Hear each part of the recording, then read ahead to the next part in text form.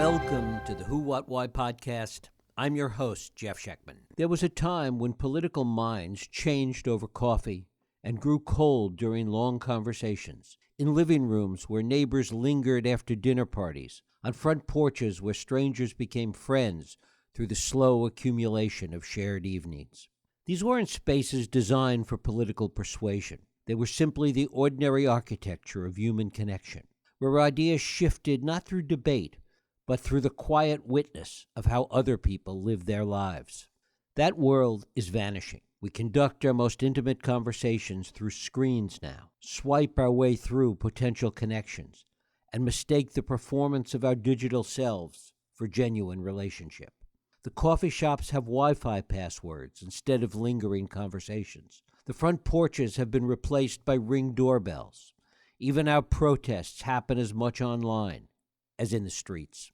Into this landscape of digital isolation comes my guest, Sarah Lubrano, with a startling proposition. The very moment we most need human connection to heal our political divisions, we're systematically destroying the conditions that make such connections possible. Her book, Don't Talk About Politics: How to Change 21st Century Minds, isn't just an indictment of our faith and rational argument. It's a forensic examination of how the erosion of genuine human contact has left us politically adrift.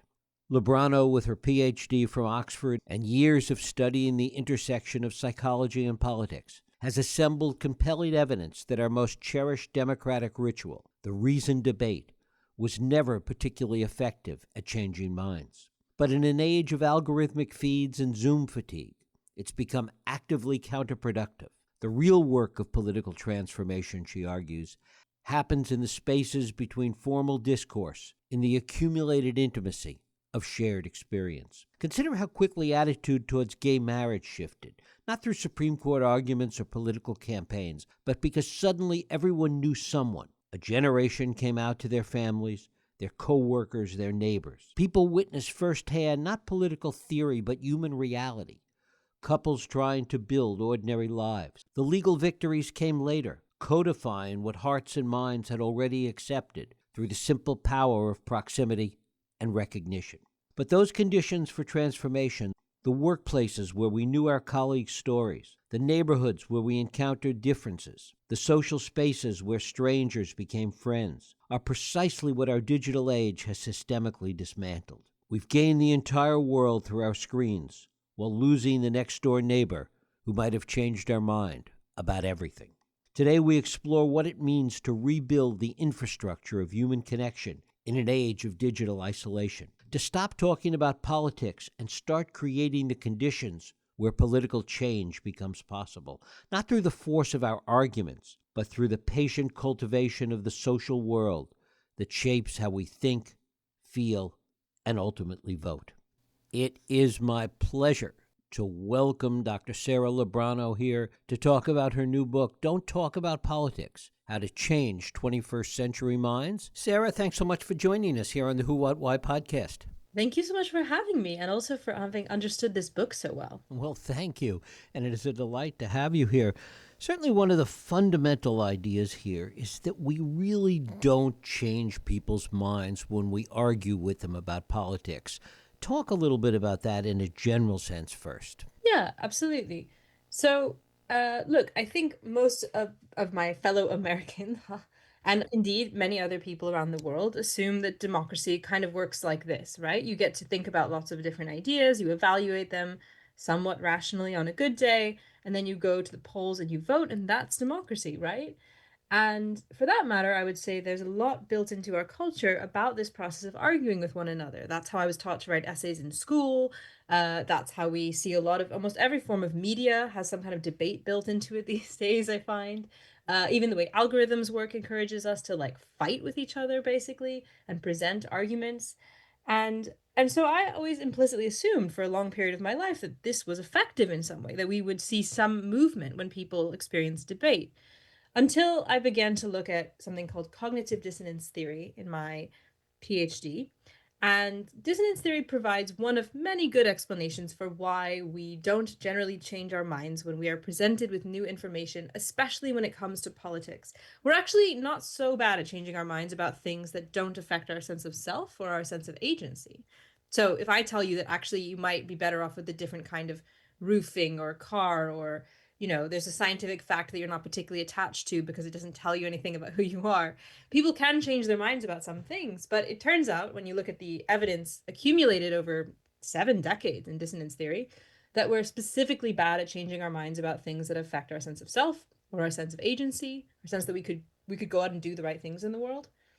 And when people are presented with new information in those areas, they do not change their minds. They often have very strong reactions quite quickly, and they try to rationalize away the new information, or they will selectively only accept or seek out sources that they already agree with. And so that's startling enough. But then I began to look at the data behind whether, for example, watching debates changes people's minds. And there have been big meta studies, again, over decades and decades, looking at whether people's voting intentions changed meaningfully after watching presidential debates. Again, we might assume yes, because after all, they're considered a huge deal. And we saw Joe Biden kind of flub one, for lack of a better word. And, there's the famous Kennedy Nixon debate, and everything lines up in a sort of storytelling way that they must matter. But statistically, empirically, especially when you add all of these studies together and you look at whether changes are significant or stick, the answer is no. These debates do not have a permanent effect, or even a particularly days long effect on public opinion. They more or less look like a random walk statistically in terms of how people's opinions shift.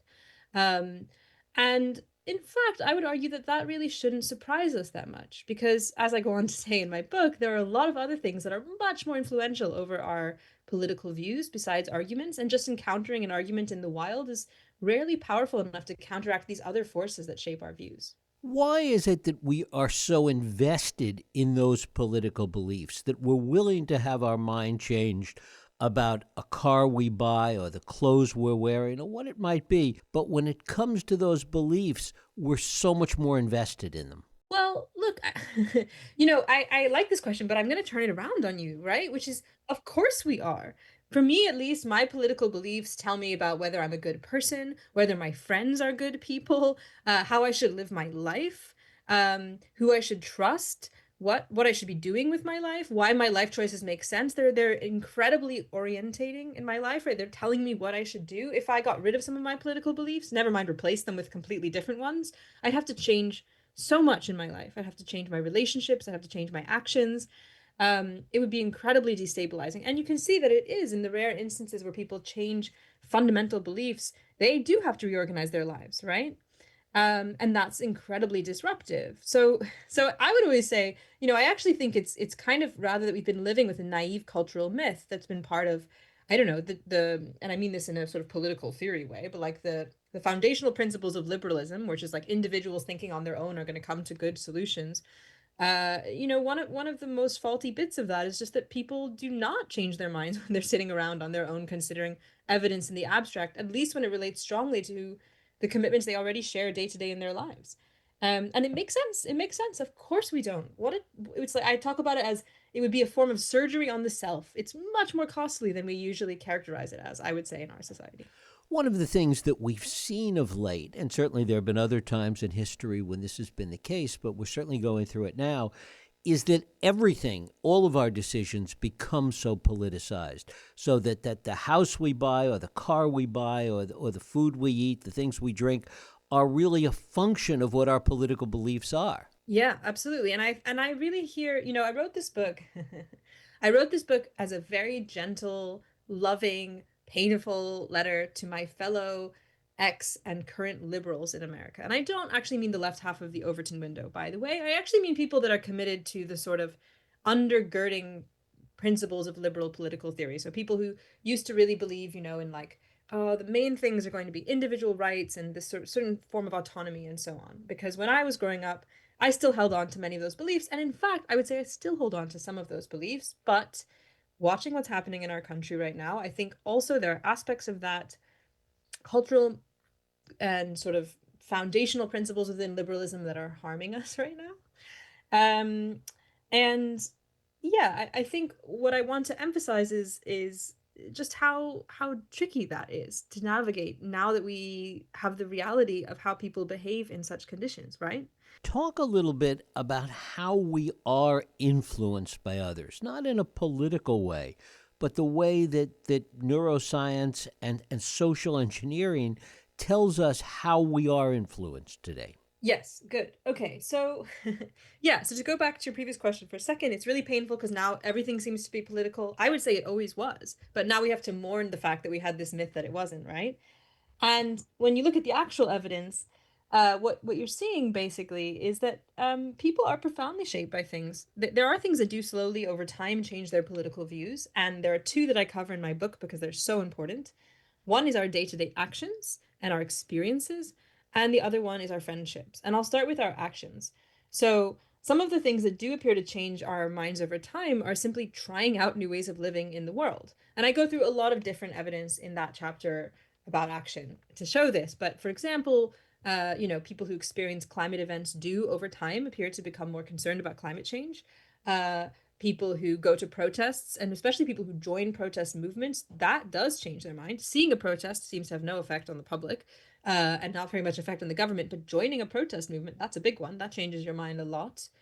Even quite unusual things. So there's some evidence, some significant evidence that people who are denied abortions, interestingly, you would expect they become more in favor of abortion rights, but they become a little bit less in favor of abortion rights simply because they don't have an abortion. And the people that do have an abortion become a little bit more in favor, right? We tend to, for various reasons, including cognitive dissonance theory, which I listed before, move our beliefs in the direction that our life has taken, essentially, right? It's kind of painful not to. Otherwise, we're living with a life that's in contradiction with our beliefs and we're experiencing the discomfort, the dissonance of that all the time. So our actions change our views in lots of ways. And then the other thing is our relationships. People change our minds. And I wrote a whole chapter on friendship about this because I care about friendship so much. I think it's really, in a way, the foundational political relationship. And this isn't my own idea. Aristotle had this idea, but I think it gets lost a bit in the modern world. Our friends are like windows into the lives of others. And one of the most important ways this is true appears to be about overcoming prejudice. So, I'm particularly interested in the sociological field of study called social contact theory, which is simply a way of evaluating in what environments people become less prejudiced against other groups, right? It began actually when they looked at what happened when the US military was integrated after World War II and people served in the same units. Black and white people, for example, served in the same units. And what one finds there, importantly, is that people, in fact, do become less prejudiced under the following conditions. They need to be positioned as equals by the institution that they're a part of. And I would say this matters a lot. Like if there's only, if only the most important officers or people in the company are white, then you're probably not going to overcome your racial prejudice. But if you're officially positioned as equals and you actually see that, that has a big difference, apparently. You need to have shared goals. I think the shared goals is really interesting condition because if you think about the internet, we almost never have shared goals with people on the internet, right? So that's very important. We need to have the salient differences made obvious. Like we need to notice that the other person is of a different race or gender or sexuality or whatever. And we also need to have long form conversations that can lead effectively to friendships. And it seems to me that when you look at this body of sociological evidence, what you learn is that over time, in certain conditions, having friendships with people that are different from us allows us to, as you said so beautifully in your introduction, create the conditions for us to think things differently. The way I put it in my book and the way I put it in times when I'm speaking to movement organizers and activists and so on is that it's never the conversation, it's the relationship. And frankly, that makes sense. Why would you listen to someone who's not willing to build some kind of important relationship with you? Right? I think the cultural liberal idea is like I give you a really good argument and your mind has changed. We have a great conversation and that's it. But no, you have to build some kind of relationship of equals where you respect each other and you are friends in a meaningful sense. And then people change their minds. And that is also what the data shows. Talk about the cultural impact of the fact that we tend to pick out and live in neighborhoods and befriend people that are so much like us. Yeah, good. So the fancy term for this is homophily, right? Where people pick out people that are similar to themselves. And there's certainly lots of evidence that human beings like to do that for all the reasons you can imagine. Um, But obviously that does weaken our ability to really engage, sort of experience the positive effects of social contact, right? And I think this is one important thing that I talk about a lot in my book when I look at the importance of social infrastructure.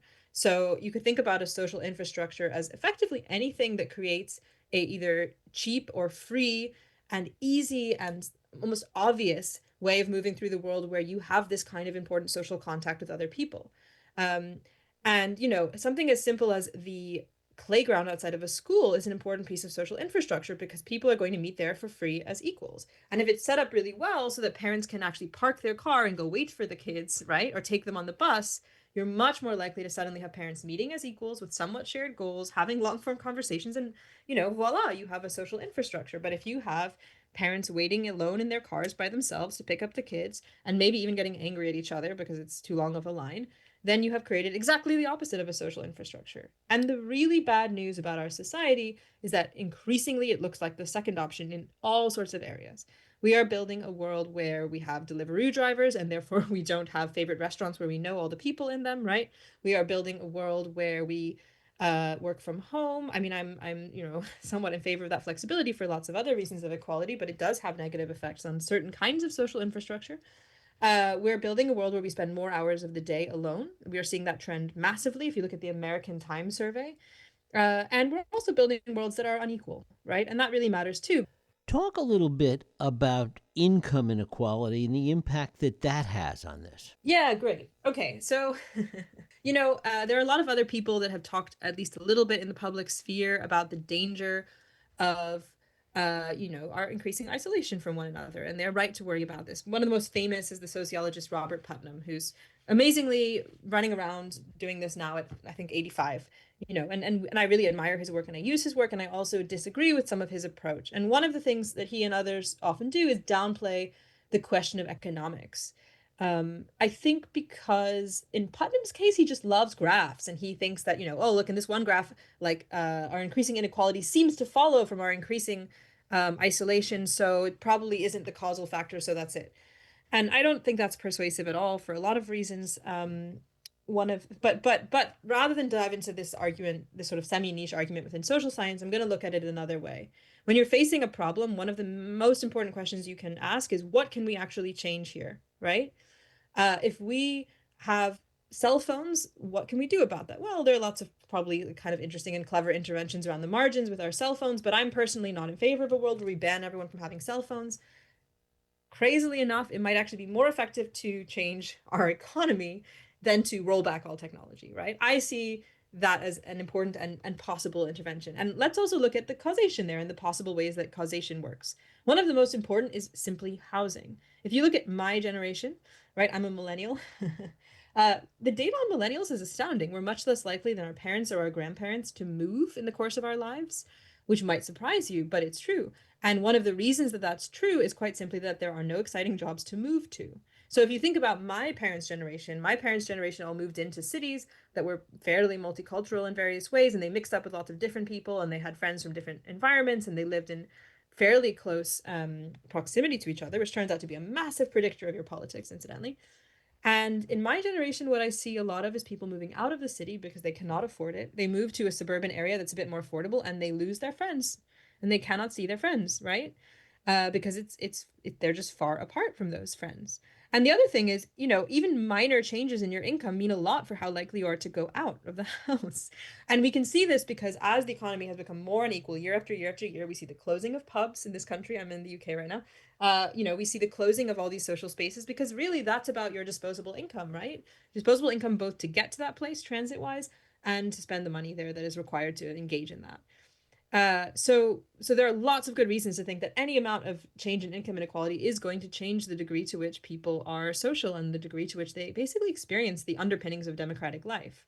And that's huge. And in fact, you see an exact and perfect correlation, and correlation, of course, doesn't mean causation, but a perfect correlation, nearly an inverse correlation between income inequality and social trust, how much we like and basically trust other people in our society. And that's incredibly worrying. So I would say we not only see a strong correlation and some mechanisms for causation, but it's also an area that we could change things. And we could change things without becoming like technophobic dictators. Talk a little bit about what you see in terms of the success or failure on the other side of political organizations, political parties, using mobilization of relationships to be successful versus the romantic traditional argument culture that we've been talking about? Yeah, great. Well, look, I think one of the things that's rather difficult is that sometimes in politics you see people that you really dislike doing something very effectively, right? And in the process of writing this book, and actually in the process of writing the next book I'm writing, I have been looking a lot at what, for example, the far right are doing to mobilize people. And I'm afraid that they almost act like they've read this book, right? That many of their best strategists, Steve Bannon, for example, or other very far right groups actually, have recognized that what most matters for recruiting people a lot of the time is offering them the chance to do something in person. And and so if you look at Steve Bannon's New York Times interview, for example, he's really clear about this. He says, I offered people a chance to get offline and meet in person in their nearby like local environment. And then they join my group and then they also become, local Republican, council people or whatever the correct word is. And they love it because now they have connections with people offline. He's basically using that as a way to mobilize them. And he's been pretty successful within his absolutely radical and horrible sphere, I would say. Um, and that's very worrying. And then at the same time, we have, I would say, to very broadly characterize left-wing movements, we have these massive protest movements on the left. And and those protest movements, with some exceptions, of course, increasingly tend to work like this. You see somebody that you maybe vaguely know post about a protest, and maybe it's in your local area, and you go to the protest and you have hopefully a great time, and you make beautiful signs and wear funky outfits, and maybe you have a pint with your friends afterward, and you feel good about yourself. And maybe you've joined a mailing list for something, and then you're done, right? And this is what sociologists refer to as networked protests. So you're joining via your network, but again, maybe not through your best friends, right? Through just people you kind of know. And the ties that bind you there are not very strong, and you are not necessarily being asked to do very much. Now, obviously, there are exceptions. By the way, there are exceptions on both the left and right in this case. But I worry about, and I think left and right isn't even quite the right spectrum to use here, but I worry that uh, the groups that I most care about, particularly, let's say, people who are interested in preserving democracy or maintaining some semblance of a livable climate, for example, are not very good at doing the kind of deep, embedded movement building that is required for this moment of absolute crisis in our society.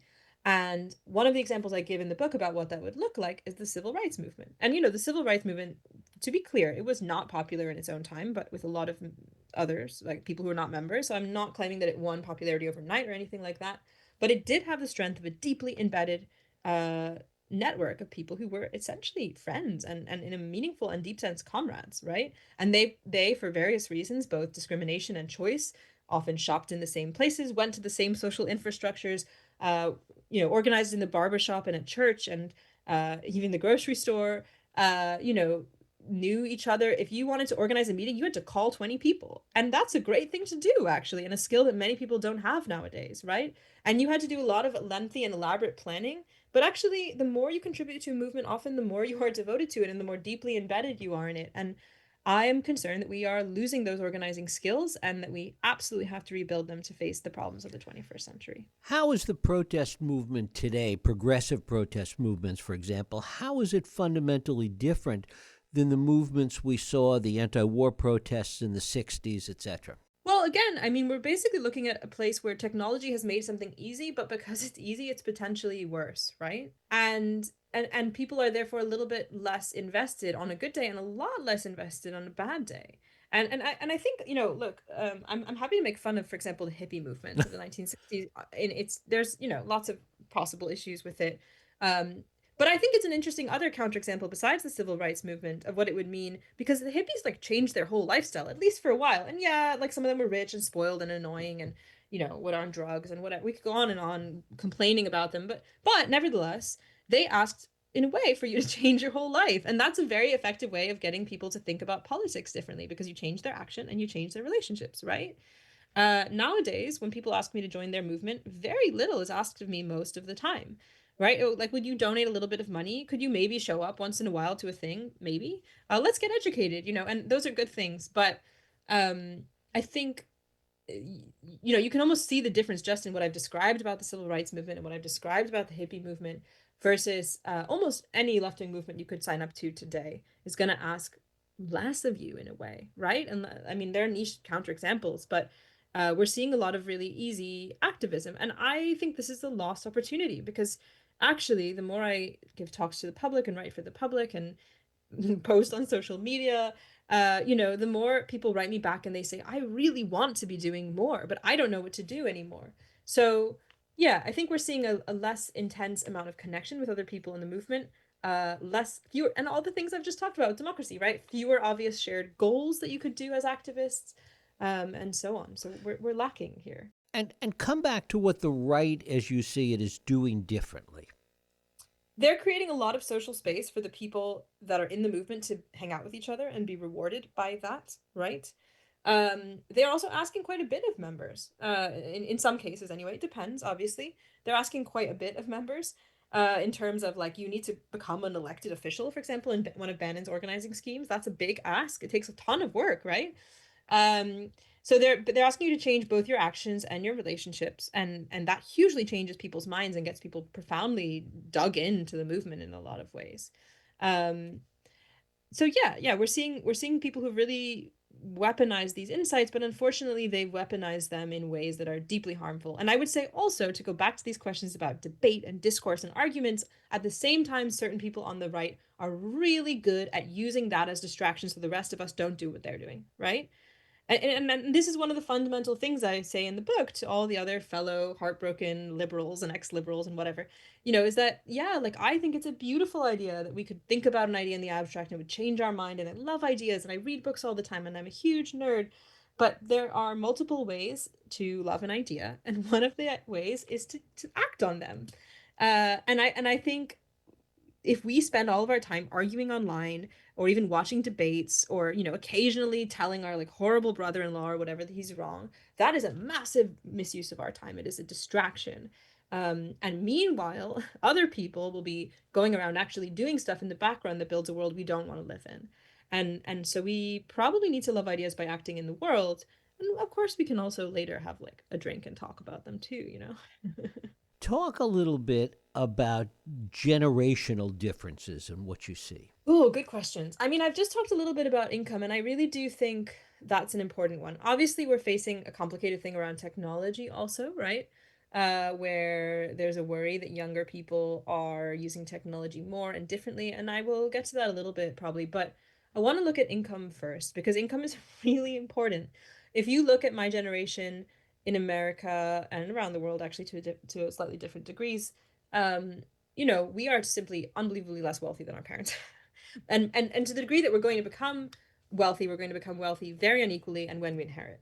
Um, and that has to do with a lot of different things, but one of the big ones is house prices. People in my generation basically mostly cannot afford to buy houses, and they certainly can't afford to buy houses with the same ease as their parents. We also have a lot more debt in a lot of cases about other things like education or health. There are, in many cases, fewer exciting jobs. That's part of why we're moving less, right? So if you want to think about educational differences, I think one of the big ones is actually prior to anything specific with technology, although technology can help cause inequality. And it just has to do with the amount of opportunity that is available to people in my generation versus other generations.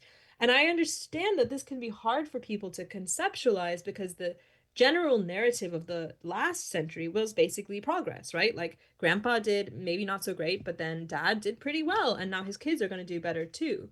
But that is not the trend that we're seeing worldwide, and it's not even the trend that we're seeing in America. We are seeing a lot of cases of downward mobility, right? I was actually just reading a report yesterday. This is not in my book, but it's related about how common intergenerational living is now. A lot of millennials live with their parents, and they live with their parents because housing is expensive. There are other reasons too, but that's a big part of it.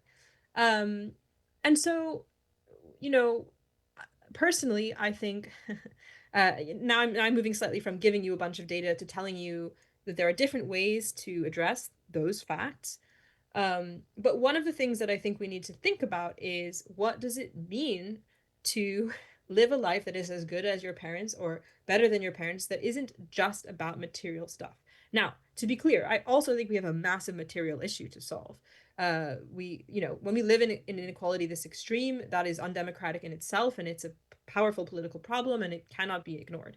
But I also want to encourage people in my generation to think about the other kinds of wealth that they can cultivate, so to speak. And the number one thing for me is social connection. I think the more that we know our neighbors, the more we have friends, the more we organize together, the more we build meaningful, I mean, political life and also what's prior to political life together. In a way, we will have done better than our parents if we do better at that. But also, we have a significant generational economic problem that we're facing.